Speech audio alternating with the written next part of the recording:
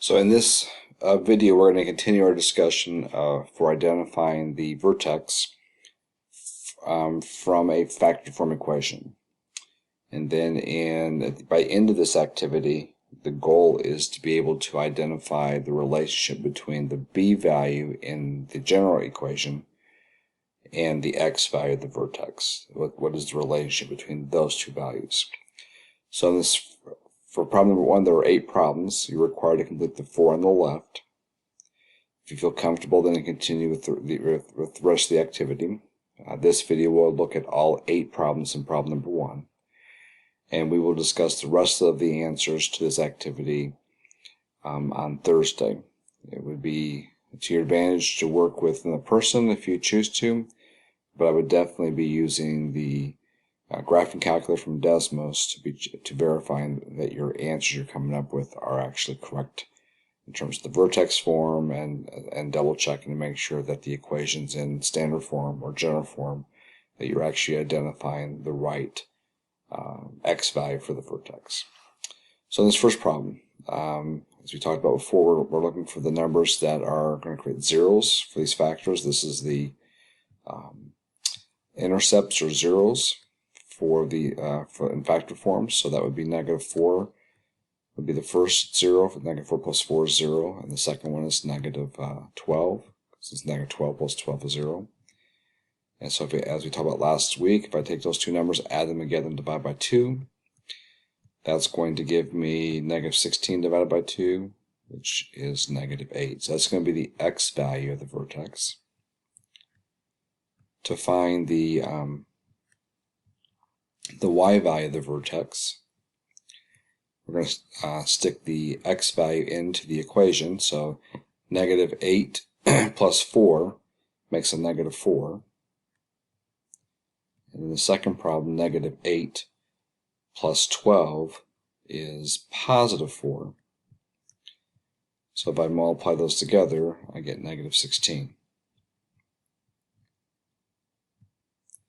So the equation in vertex form would be y is equal to the quantity of x plus, actually it would be x minus -8. I'll start there first. Quantity squared plus -16. So the final equation, since we have double negative here, would be y is equal to the quantity of x plus 8 squared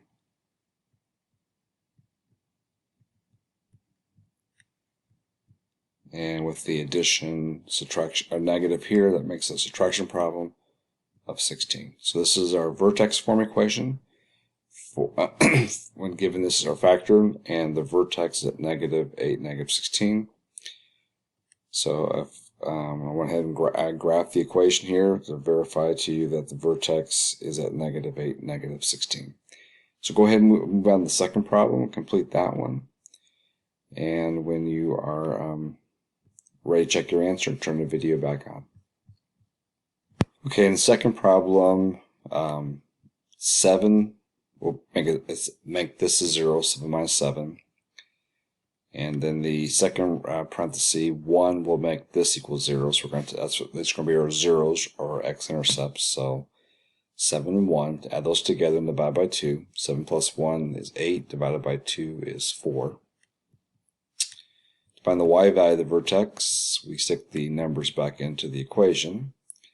So if I stick in 4 into this, 4 minus 7 is -3. And if I stick 4 into here, 4 minus 1 is +3. So that gives me a final answer of -9. So the equation would be y is equal to the quantity of x minus, and it's the h value, so h is 4, quantity squared, plus -9. So the final answer would be that x is equal to the quantity of x minus 4 squared.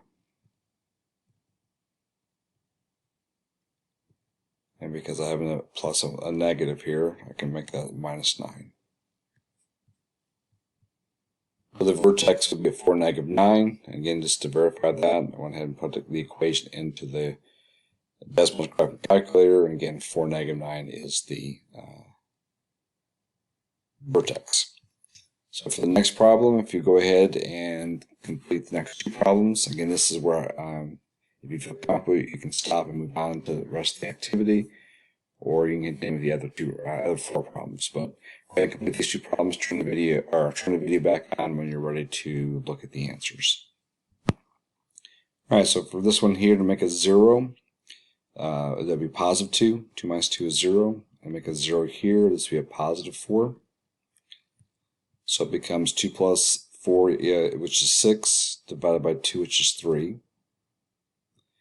And then we'll stick 3 in here and here to find that answer. We've got 2 out in front, it's our A value, so that means 2 has to be included in the final answer. So 3 minus 2 is 1, and 3 minus 4 is -1. So the y value, the vertex of the y value, will be -2.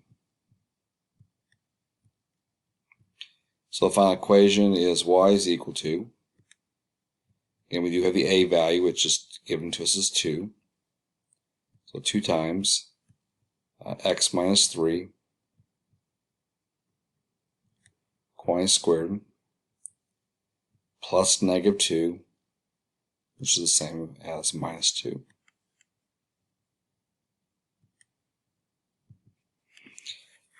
Alright, so for the bottom problem, -2 would make this a 0. And this one here, a -8, would make this parenthesis a 0. So -10 divided by 2 is -5. So our a value is -3, which I put -3 here. Stick in -5 here, so -5 plus 2 makes a -3. And -5 plus 8 is positive 3. And so if I multiply these together, I get a positive 27. So the equation is y is equal to, my a value is -3, which makes this parabola go downward, x minus my -5, y squared, plus my k value of 27. So because of the double negative, we can make that into an addition problem. So the final answer will be y equals -3 times the quantity of x plus 5 squared plus 27. All right, so if you're ready to move on, go ahead and move on to the writing activity and then try to finish the rest of the activity. Again, remember the goal here is to establish by the end of the activity a quick way of looking at an equation in general form and using the b value to identify or figure out the x value of the vertex, and then use Desmos to verify that. And for those of you who are continuing with the problem, go ahead and work on the next two problems. Turn the video back on when you're ready to continue. Right, so in the first problem, positive 5 would make this a parentheses 0. So that would be one of the real solutions, or zeros. And then the other one would be -9. -9 plus 9 makes a 0, so that would be our second 0 or root. If I add 5 and -9 together, I get -4. -4 divided by 2 gives me a final answer of -2. So if I stick in -2 here, I get a -7. And if I stick -2 in here, I get a positive 7. So the y vertex, which is going to be a very small number, small as in it's a big number but very negative. So 8 times 7 is 56. Multiply that by 7, so it would be 42. Add the 4 on the 35, so that would be 39. So the y value of the vertex is -392. So the final equation is y is equal to the quantity of 8, is my a value, times x minus -2 squared, plus -392. we got a double negative inside the parentheses. That makes that come addition. So 8 times x plus 2, quantity squared. And then with the plus negative here, it makes it a minus 392. And this one, because of especially this number here, I just want to let you see that the answer again is -2, -392. So just kind of verify that that is the actual vertex, -2, -392. All right, so the next problem, 1 makes x minus 1 equals 0, and -7 makes the x plus 7 equals 0, so it becomes -7 plus 1, which is -6, divided by 2, which makes the x value of the vertex at -3. My leading a value is -0.5. I stick in -3 here. -3 minus 1 is -4. And then -3 plus 7 makes a positive 4. So the y value of the vertex, so half of 4 is 2, and that's positive. So, and then it becomes 2 times 4. So the x value, or sorry, the y value of the vertex is positive 8. So the answer, or the equation is going to be y is equal to -0.5, -0.5. And then the quantity of x minus -3 squared plus 8. And because I have the double negative here, I can make that an x plus positive 3. Last two problems. Go ahead and work on them, finish them off, and then turn the video back on when you're ready to look at the answers. Alright, so these last two problems are a little bit unique because the first x here is just a standalone. There's no addition subtraction problem with it. So what makes this be 0 is going to be 0. And then 2 will make this x minus 2 equals 0. So if I add together, I get 2 in the numerator divided by 2. So the x value is going to be 1 for the vertex. So 1 goes here. If I stick 1 in here, it's going to be 6 times 1. If I stick 1 in here, I'm going to get -1. So 6 times 1 is 6, times -1 is -6.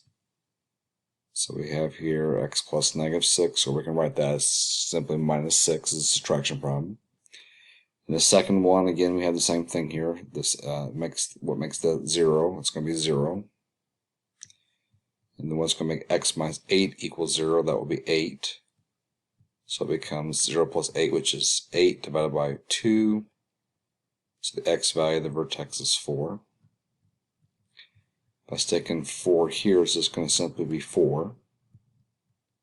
And if I stick 4 in here, 4 minus 8 is -4. So this is -12, and then times 4 makes a positive 48. So I'm going to stick to 4 in here for 8, so -3 times x minus 4, quantity squared, plus 48. So hopefully that was a clear introduction into turning a factored equation into a vertex form.